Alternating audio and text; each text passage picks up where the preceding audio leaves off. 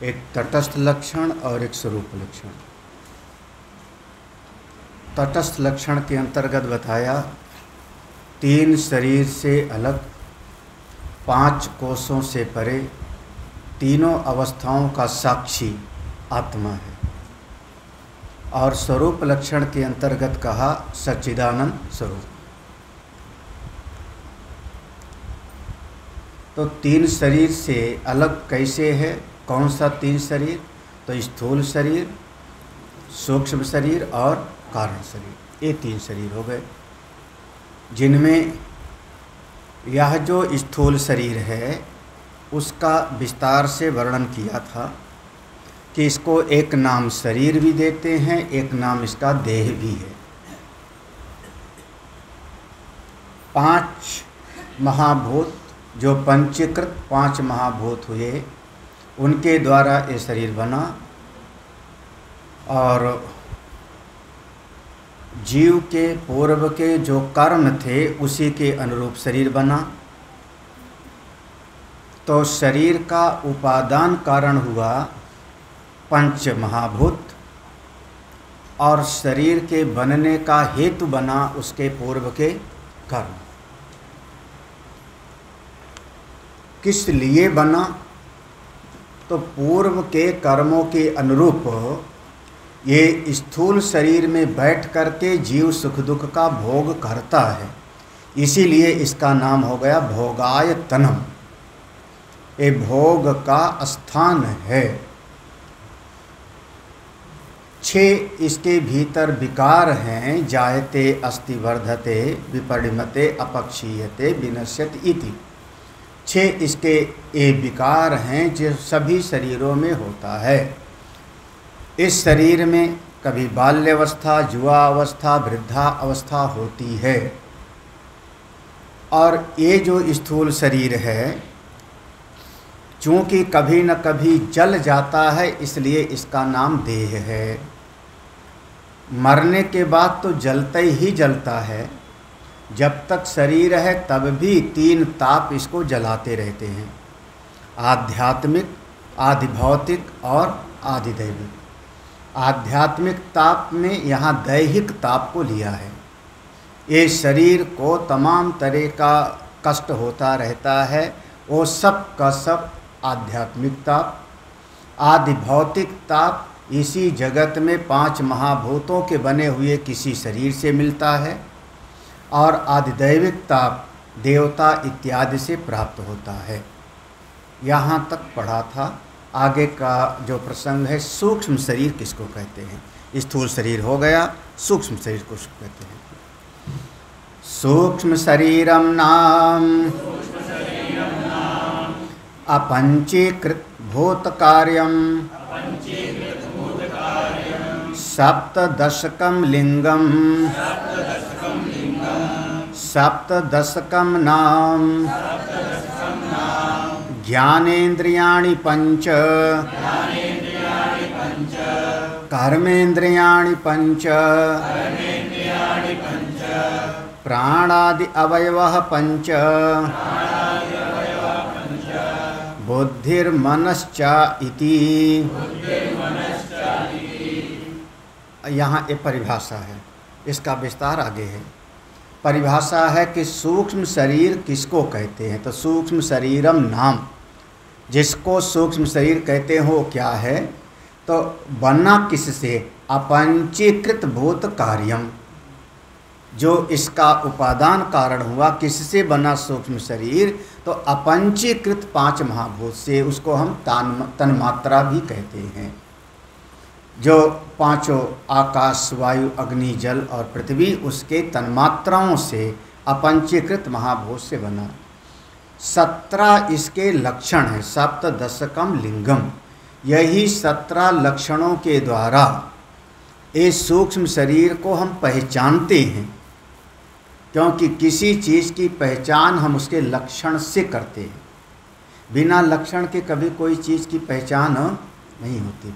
तो लिंग शब्द हमेशा हमारे शास्त्र में लक्षण के अर्थ में आया है। हम शिवलिंग कहते हैं, परमात्मा का वो लक्षण है, परमात्मा तक पहुंचाने का वो एक लक्षण है जैसे एक आदमी अगर क्रोध में है तो उसकी आंखें लाल हो गई, तो आंखें लाल देखा हमने और समझ लिया कि आदमी गुस्से में है, तो ये लक्षण होता है। एक आदमी थोड़ा चारों तरफ तड़प रहा है और लक्षण को देख के हमने समझ लिया इसको किसी कारण से दर्द हो रहा है, इसको भूख लगी है। भूख नहीं देख सकते आप, भूख मैं दिखा नहीं सकता हूँ आपको, भूख लगी है तो उसके लक्षण आपको दिख जाएंगे। प्यास लगी है तो उसका लक्षण आपको दिख जाएगा। आप कह दो प्यास दिखाओ तो प्यास हम नहीं दिखा सकते।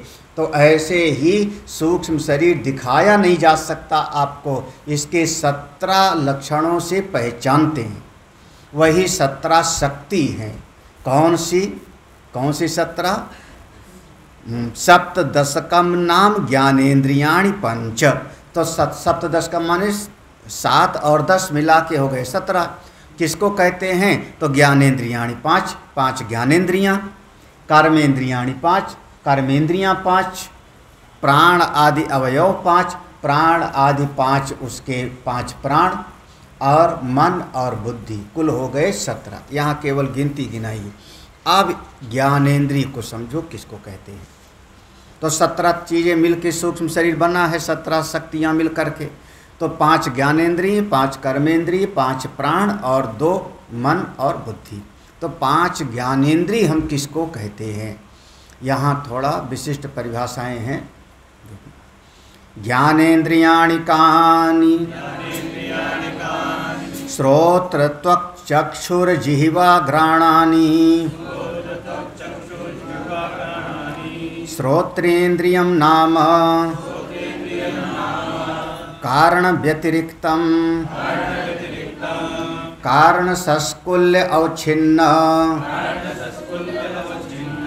नभो देशाश्रयम् शब्द ग्रहण शक्तिमत इंद्रियम श्रोत्रेन्द्रियम इति। 5 ज्ञानेन्द्रियाँ कौन सी हैं? तो पहले नाम गिना दिया। श्रोत्र माने कान, त्वक माने चमड़ी हमारी, चक्षु नेत्र, जिह्वा स्वाद लेने की जिह्वा, और घ्राण्यानि नासिका। ये 5 ज्ञान की इंद्रियां हैं। हमारा दोनों कान श्रोत्र, हमारी त्वचा जिससे सर्दी गर्मी का महसूस करते हैं त्वचा, हमारे दोनों नेत्र जिससे हम दुनिया को देखते हैं, और हमारी जिह्वा जिससे स्वाद लेते हैं खट्टे मीठे का, और नासिका जिससे हम श्वास लेते हैं। ये 5 ज्ञान की इंद्रियां हैं। अब जब ज्ञान की इंद्रिय कहते हैं तो एक बार समझ में, अच्छा हमारा ये जो कान दिखाई पड़ रहा है ना, यही है ना श्रोत्रेंद्रिय? ये जो कान दिखाई पड़ रहा है? चेले ने कहा नहीं, ये तो चश्मा टांगने की जगह फूटी। अगर कान एक ये ना होता तो चश्मा कहाँ लटकाते आप गुरुजी? हाँ, चश्मा कहाँ लटकाते? तो ये चश्मा को टांगने की क्या है? फूटी। इसको हम श्रोत्रेंद्रिय नहीं कहते, ये कान की बनावट है। और इसीलिए किसी का कान अलग हो सकता, हाथी का कान सूप के जैसे है, और सांप के कान होता है कि नहीं पता नहीं। सांप के कान, झींगुर के कान कितना बड़ा होता होगा? झींगुर जानते कि नहीं? नहीं जानते। केचुआ के कान कितना बड़ा होता है? हाँ, अच्छा हमारे सबके कान ऐसे हैं। तिब्बत वालों के यहाँ कान देखो, उनका अलग होता है। नेपाली लोगों का कान अलग होता है। अफ्रीका वालों का कान बिल्कुल अलग बना होता है। तो ये जो कान है ये कान की बनावट है, और बनावट शरीर के सभी के अंगों का थोड़ा फर्क होता है। एक जैसे अंग सबके नहीं होते। माना ये जाता है कि ब्रह्मा जी जिस सांचे में आदमी को बनाते हैं, बनाने के बाद उस सांचा को तोड़ देते हैं, तो उसके जैसे दोबारा कोई बनता नहीं। जैसे आप बने हो, आपके जैसे पूरी दुनिया में कोई नहीं है, पूरे विश्व में आपके जैसा कोई नहीं है। हाँ, क्या हुआ? आप कह दो हमारे जैसा मिला कोई, तो आपके जैसे कोई मिला होगा तो चेहरे की बनावट वाला मिल जाएगा, डुप्लीकेट। हो सकता है आपके विचार उसके विचार न मिलें। कई बार 2 जुड़वा भाई दो जुड़वा भाई, चेहरा बिल्कुल यों ज्यों मिलता है। हमने पूछा कि कैसे पहचान लेती हूँ, उसकी माँ से पूछा कैसे पहचान लेती हो, कौन बड़ा कौन छोटा। उनका पहचान में आ जाता है स्वामी जी। हमारी नज़र में तो दोनों बिल्कुल बराबर गोल मटोल से एक जैसे जुड़वा हैं, लेकिन दोनों का पसंद बिल्कुल अलग अलग हो गया। हाँ, दोनों का स्वभाव बिल्कुल अलग अलग हो गया। हाँ, तो एक जैसे सृष्टि में दूसरा कोई बनता ही नहीं, इसलिए सबके कान की बनावट भी बिल्कुल, नाक की बनावट भी बिल्कुल अलग अलग है, एक के जैसा दूसरा होता नहीं। तो ये श्रोत्र इंद्रिय किसको कहा? सूक्ष्म शरीर का। तो ये जो कान बना हुआ है, एक कान है स्थूल शरीर का हिस्सा। एक कान जो चमड़ा वाला बना स्थूल शरीर का हिस्सा, इसमें हड्डी भी है। हाँ, जीभ में हड्डी नहीं होती। हाँ, कान में हड्डी है और जीभ में हड्डी नहीं। वो कहते हैं कन्फ्यूशियस जब मर रहा था तो उससे लोगों ने पूछा कोई अंतिम उपदेश, कन्फ्यूशियस के बारे में कहते हैं। तो उसने कहा, बुजुर्ग था ही, उसने कहा देखो मेरे कितने दांत बाकी हैं। तो देखा तो एक भी दांत नहीं, सब दांत टूट गए। तो कहा जीभ है मेरे मुंह में? बोले हाँ जीभ है। जीभ तो है? बोले बस ऐसे समझ लो, जो कठोर होता है वो पहले टूटता है, और जो नरम होता है मुड़ने वाली, वो देखो बहुत दिनों तक साथ आपका रहता। हाँ, आप कठोर हो दांत के जैसे तो आप जल्दी ही विदा हो जाओगे। हाँ, क्या है ना। और जीभ है वो दाएं भी मुड़ जाती बाएं भी मुड़ जाती, उसी से शब्दों का हम उच्चारण करते हैं। उसमें हड्डी नहीं है, तो हमारी जीभ अंतिम समय तक मेरा साथ निभाती है। तो ऐसे ही देखो कान है। अब ये देखो, अब पंक्ति पढ़ना, श्रोत्रेंद्रियम नाम। श्रोत्रेंद्रिय किसको कहते हैं? तो कहा कारण व्यतिरिक्तम, ये कान जो बना हुआ है चमड़े वाला इससे अलग, कारण व्यतिरिक्तम, ये जो बना हुआ जिसको तुम कान कह रहे हो इससे अलग।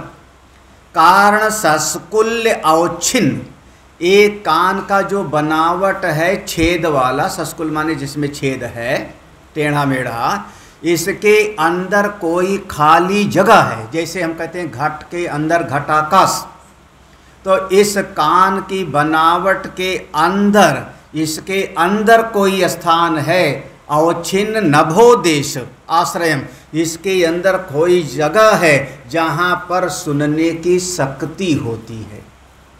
देखो अब इतनी सूक्ष्म परिभाषा आप लोग ने, ये कान की बनावट के अंदर कहीं पर जगह है, आकाश है, उसके अंदर कहीं सुनने की शक्ति है। वो जो सुनने की शक्ति है उसको हम कहते हैं श्रोत्र इंद्रिय। तो कान का पर्दा, एक कहते हैं ना कान का पर्दा, और उसी को जब किसी को सुनने की शक्ति कम हो जाती है तो ईएनटी कोई डिपार्टमेंट है, ईएनटी माने ईयर, हाँ ईयर, नोज, और ये तीनों का सब मिला हुआ अंदर है। तो उसकी टेस्टिंग होती है, तो कान में मशीन लगा के टेस्ट करता है कि क्या हुआ सुखमंगल, तुम ट्राई कर रहे हो अभी काम, मशीन ठीक नहीं लग रही क्या?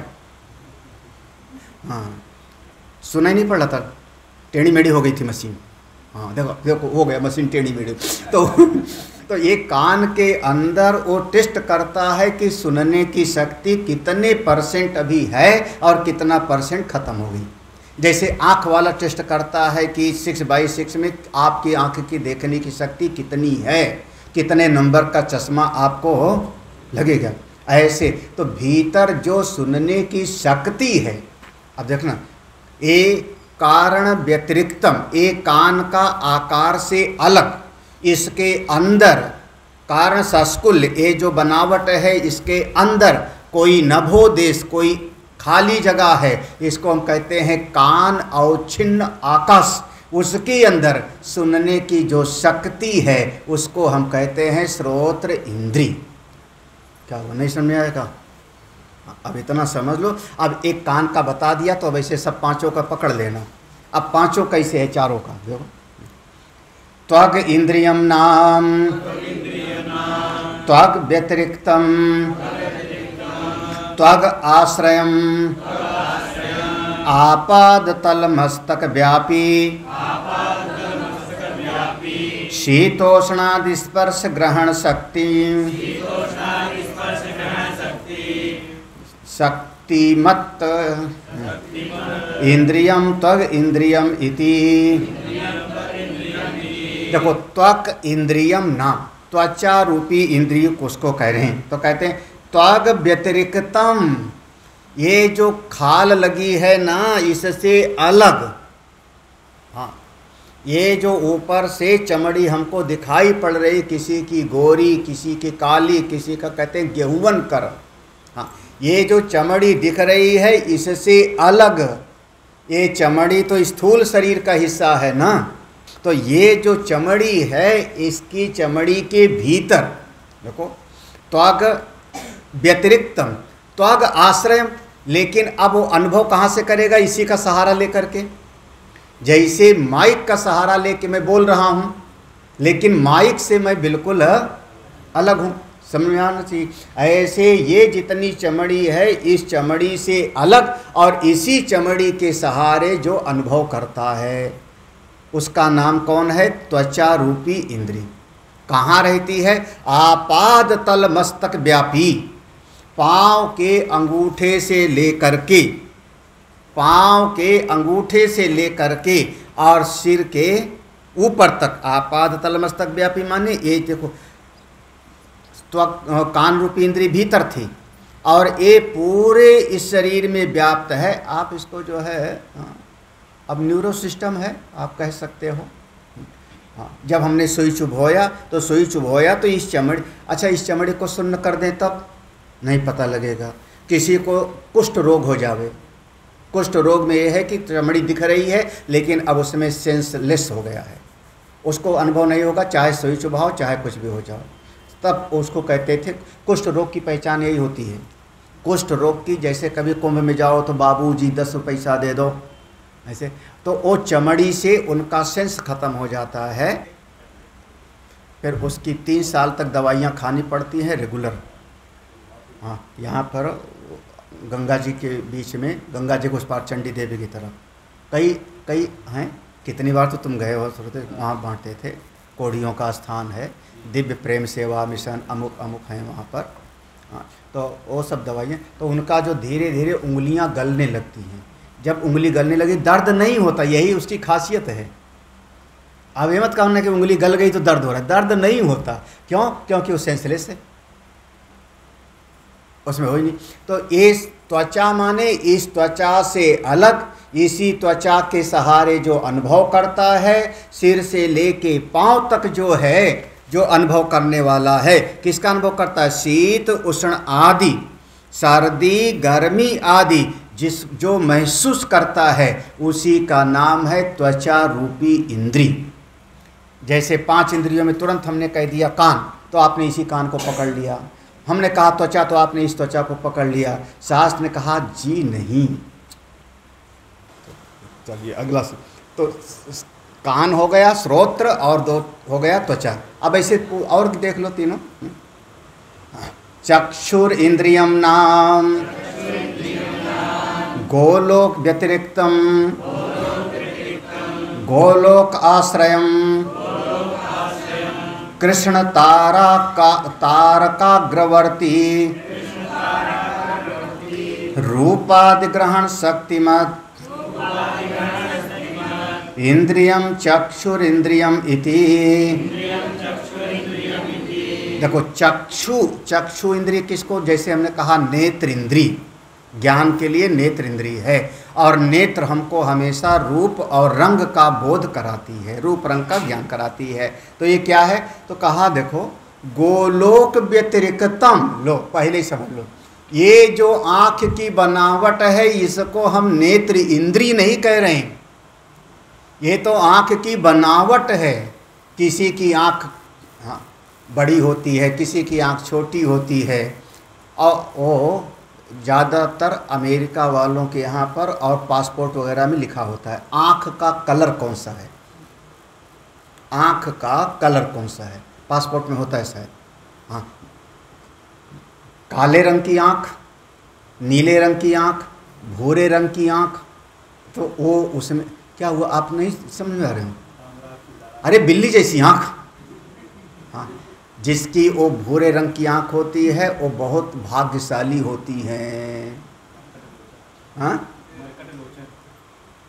हाँ तो देखो, अब ये जो आँख है, ये आँख की बनावट है, इसको इंद्री नहीं कह रहा हूँ, ये तो मांस का एक जो है गोली है। नेत्र इंद्री इससे बिल्कुल अलग है। देखो, गोलोक व्यतिरिक्तम, हाँ, वो देखने का एक जगह है भाई, इसी आँख से वो देखती है। हमने पहले कहा जैसे इसी माइक से मैं बोल रहा हूँ, लेकिन माइक से मैं अलग, तो इसी आँख से वो देखती है क्या? कृष्ण तारा काग्रवर्ती।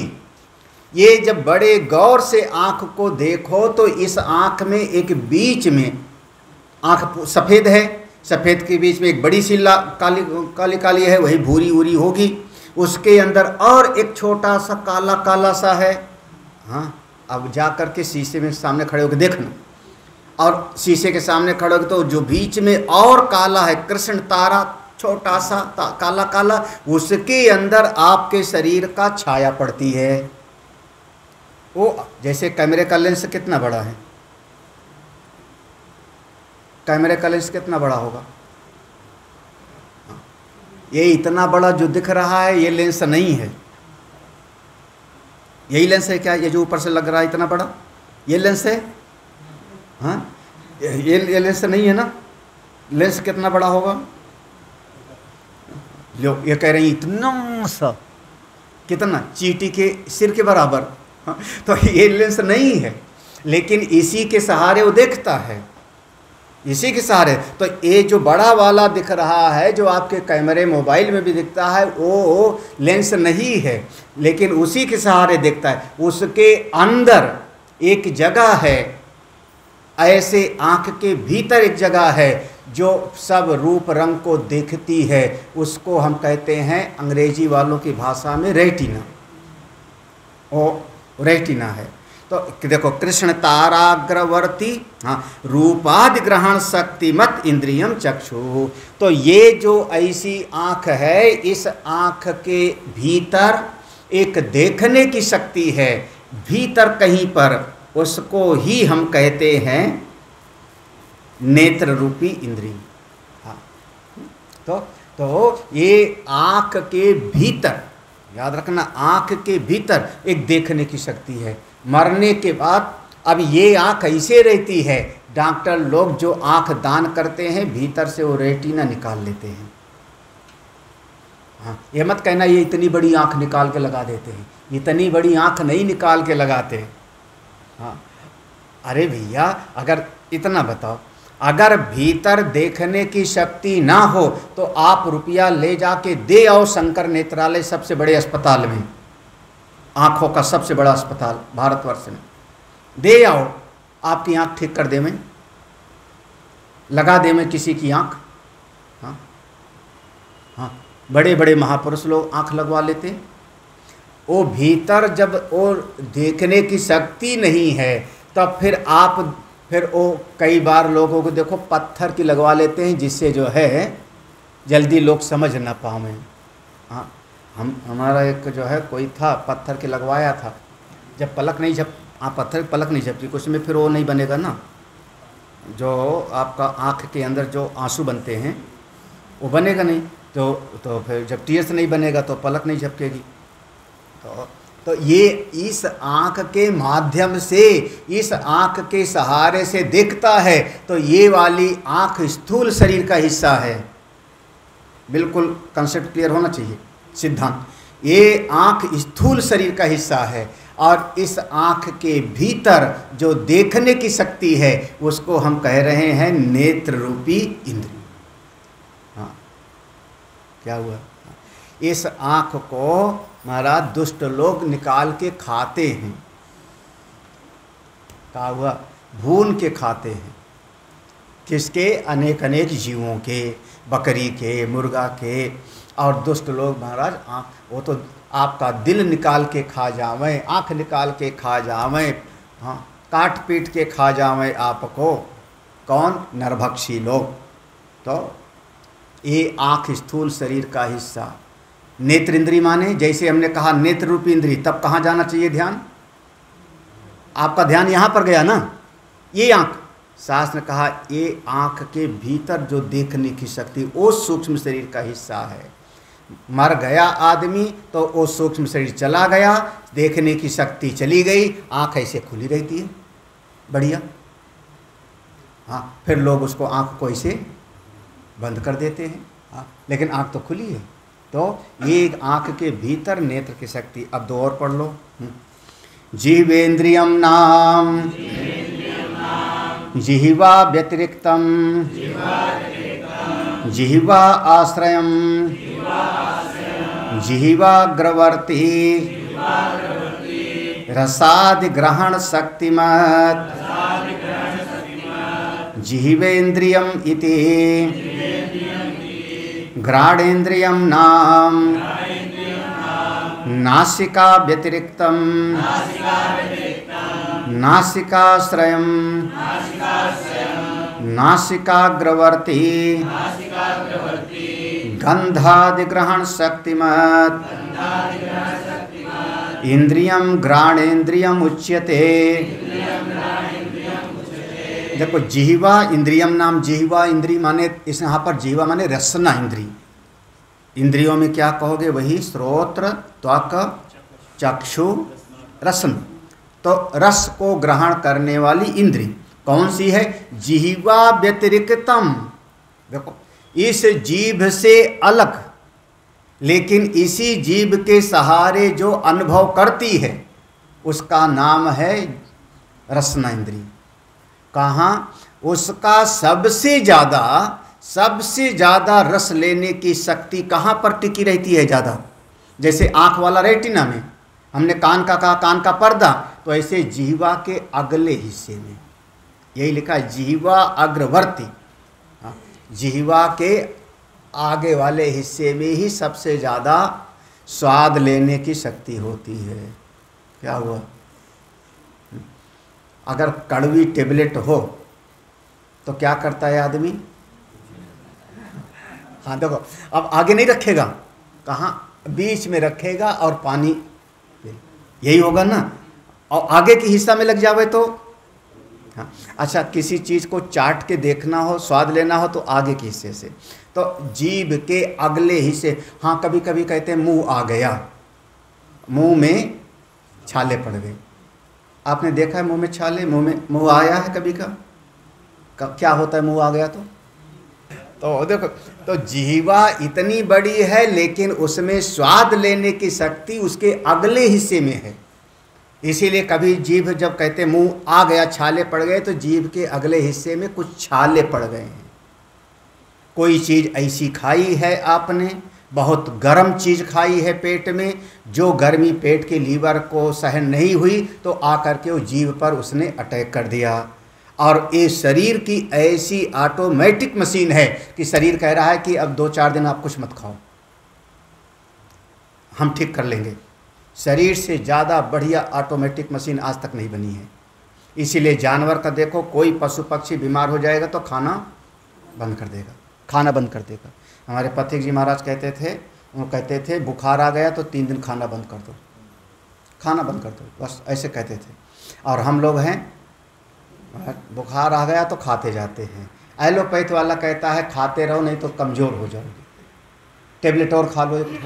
हाँ, तो लगभग वो जीभ आने का मतलब है कि आपकी स्वाद की इंद्री को शरीर ने दबा दिया। अब आपको स्वाद आएगा नहीं तो आप खाने से बच जाओगे, शरीर अपने आप ठीक करेगा। तो ये कहाँ रसना इंद्रिय है? जीभ के अगले हिस्से में, उसको हम कहते हैं रसना इंद्रिय, जो हमारे शरीर में सब खट्टे मीठे आदि का स्वाद लेता है। घ्राण इंद्रिय से, ये जो नाक है ये स्थूल शरीर का हिस्सा है भैया, समझना, यही स्थूल शरीर सूक्ष्म शरीर पर। ये जो नाक की बनावट है ये सूक्ष्म शरीर नहीं है, ये स्थूल शरीर का हिस्सा है। इस नाक से अलग इसमें ग्रहण करने की शक्ति जो सुगंध और दुर्गंध को ग्रहण करती है उसका नाम है घ्राण रूपी इंद्र। देखो अब पांचों ज्ञान इंद्रियां हो गई, पांचों ज्ञान इंद्रियों का विषय पूरा हुआ। हाँ तो हाँ इसमें भी लिख दिया नासिका अग्रवर्ती, नाक के बिल्कुल अगले हिस्से में कहीं यहीं पर होगा। यहाँ सुघाव नाक पर ऊपर। भाई कोई चीज़ है, कहाँ लगा के सूंघते हो? सूंघ ले बिना भी सूंघ ले। तो कोई भी फल होगा तो कहाँ लगा के सूंघेंगे? यहाँ पर सूंघने लगाने से सुघाई आएगी कुछ, तो यहीं पर कहीं ना कहीं है। वो बहुत सूक्ष्म, जैसे इसके कैमरे में लेंस कहीं रखा होगा। हमको वही अच्छा याद आ गया है ना। हाँ मोबाइल का जो आप बोलते हो और आवाज़ को वो पकड़ता है, उसमें है ना माइक्रोफोन भी है, ईयरफोन भी है। मोबाइल में माइक्रोफोन है, माइक्रोफोन का काम है जैसे ये है ऐसे मोबाइल में भी है। ईयरफोन सुनने का, कभी देखा है कितना बड़ा होता है मोबाइल में?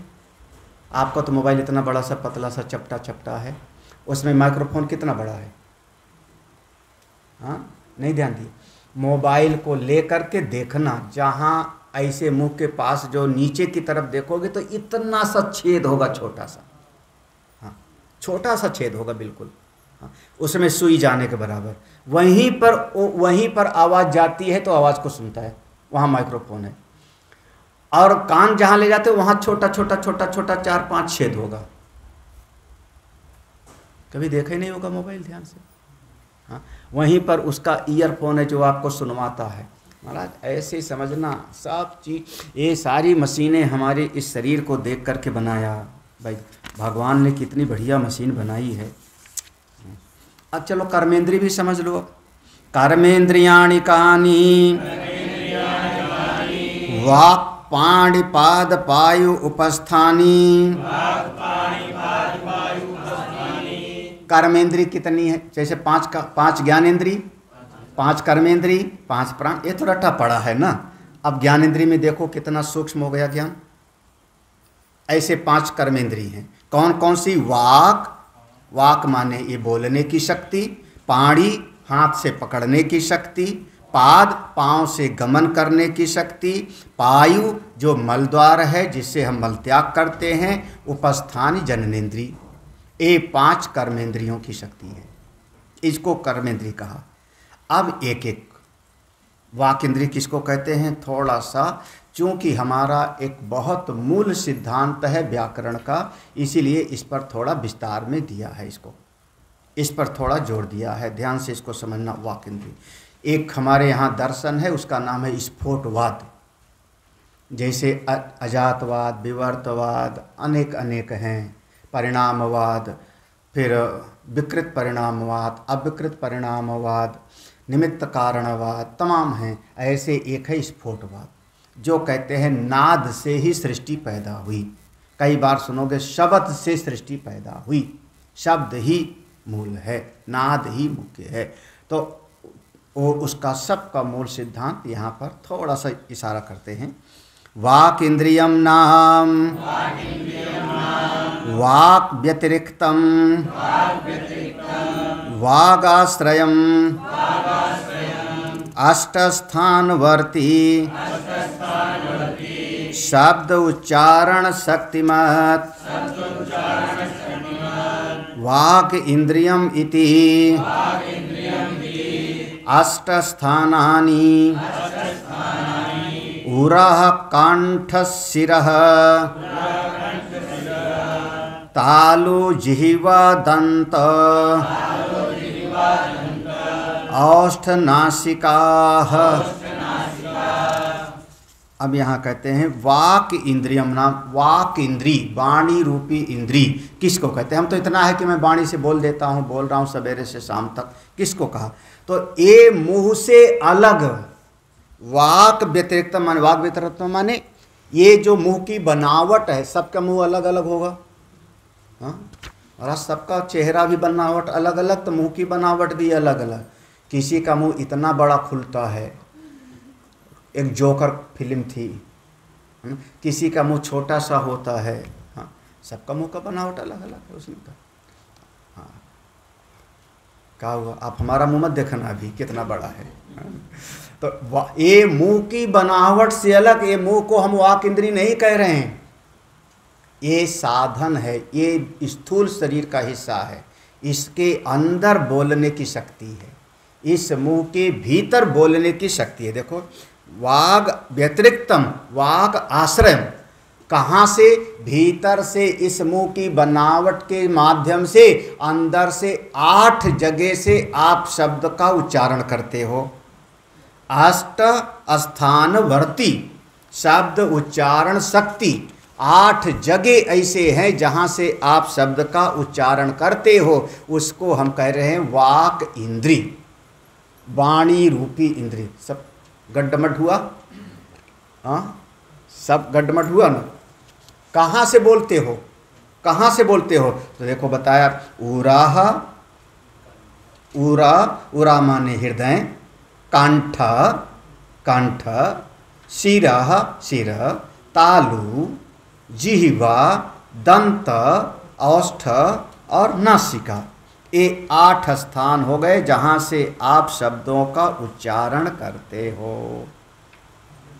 हाँ हाँ, तो आ का उच्चारण करके दिखाओ, कहाँ से हो रहा है?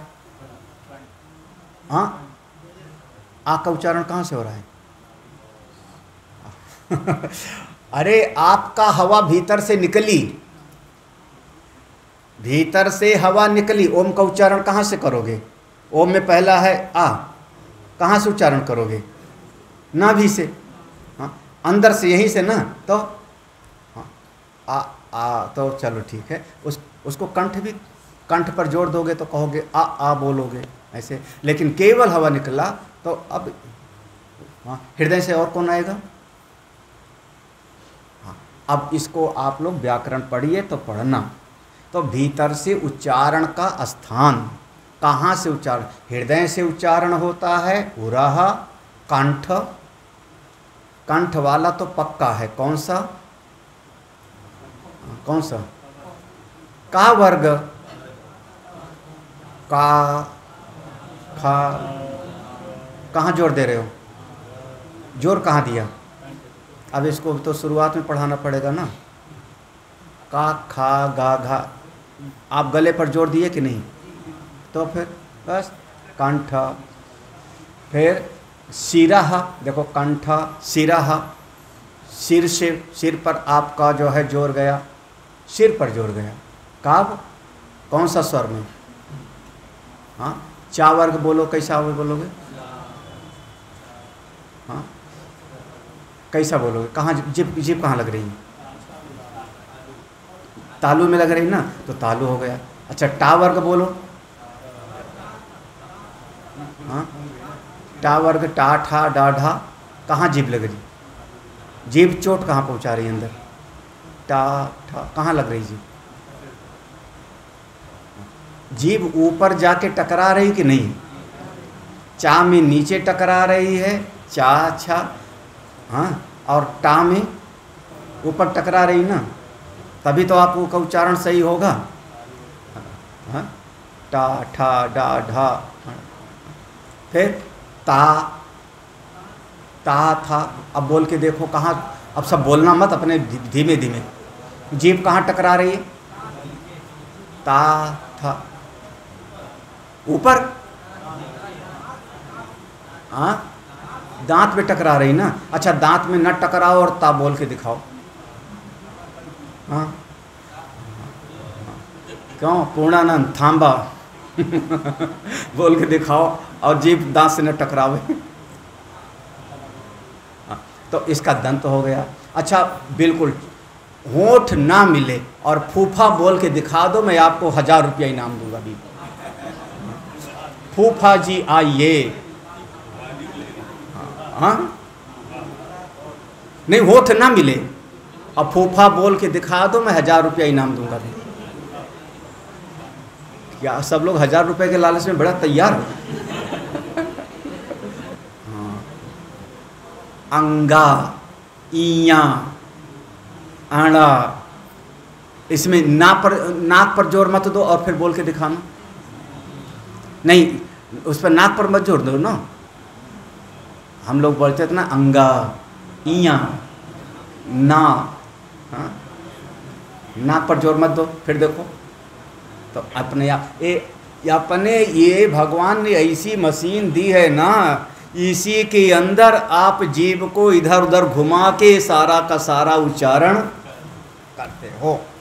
हाँ, तो 8 स्थान हो गए, उर, कंठ, शिर, तालु, दंत, होष्ठ और नासिका, ये 8 स्थान। तो इसके भीतर जो शक्ति है उसकी नाम शब्द के उच्च, जैसे बांसुरी है तो बांसुरी में एक फूंका हवा फेंकी, उस हवा पर फिर उंगली दबा करके अलग अलग। हाँ, अभी हारमोनियम बजाते तो क्या करते हैं, इनका हारमोनियम को कह देना दूसरा वाला हाथ बंद और अब बजाओ, तो दूसरा वाला हाथ क्या कर रहा है, अंदर हवा दे रहा है ना, केवल हवा दे रहा है। उस हवा के ऊपर फिर आपका जैसे जैसे उसकी रीड दबा रहे हो वैसे वैसे उसका स्वर निकल रहा है।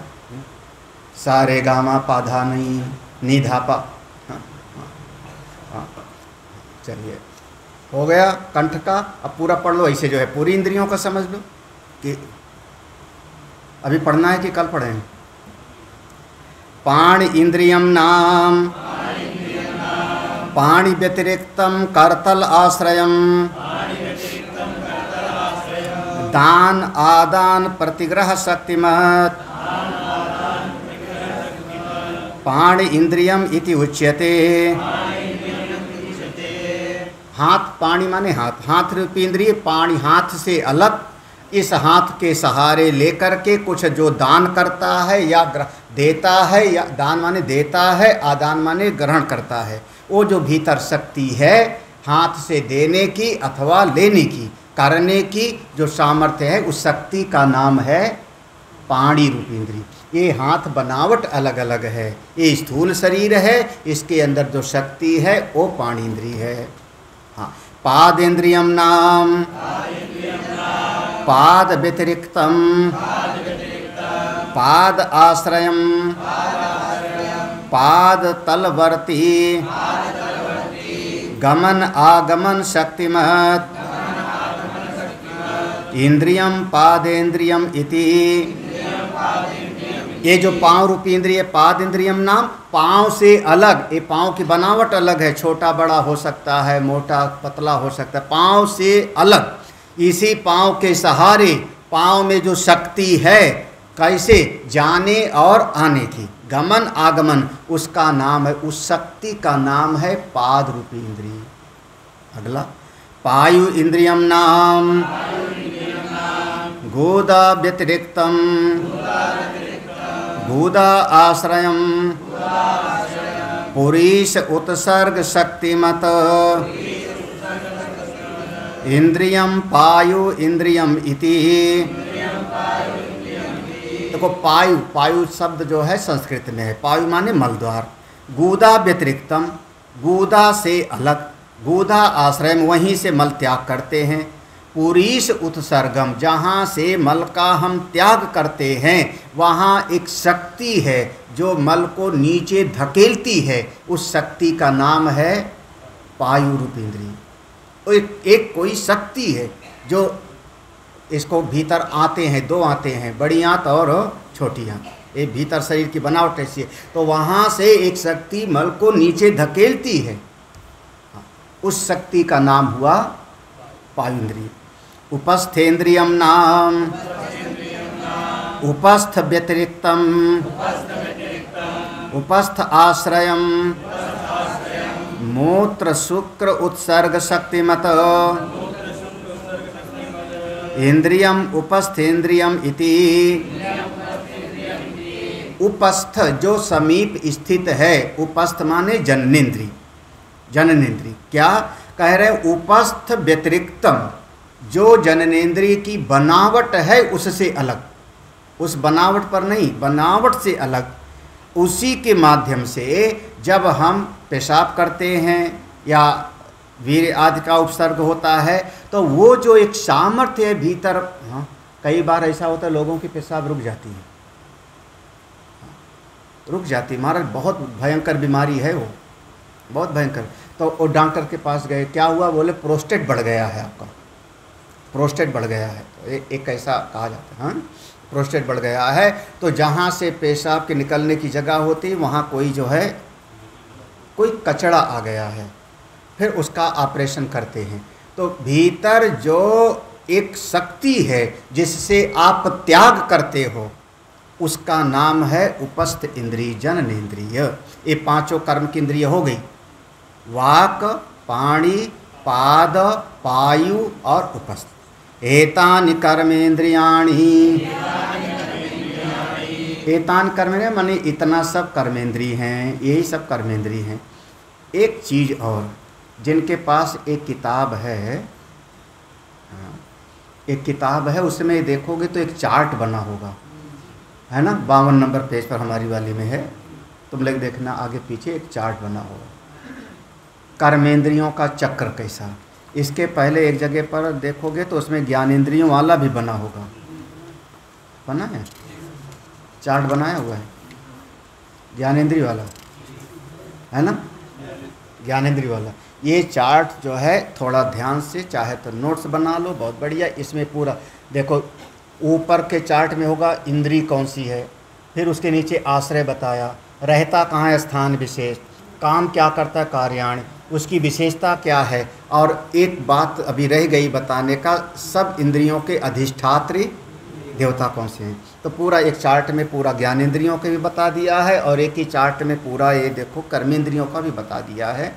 इसको थोड़ा देख लेना, क्योंकि ये संस्कृत में नहीं है तो इसको हम पढ़ाएंगे नहीं, इसको अपने आप। इसमें पांचों कर्मेंद्रियों के देखोगे तो एक देवता हैं, देवता का भी वर्णन किया गया है। अब आगे अंतःकरण की बात आती है, तो अंतःकरण वाली बात कल पढ़ते हैं। ओम पूर्णमदः पूर्णमिदं पूर्णात् पूर्णमुदच्यते पूर्णस्य पूर्णमादाय पूर्णमेवावशिष्यते। ओम शांति शांति शांति। हरि ओम। श्री गुरुभ्यो नमः। हरि ओम।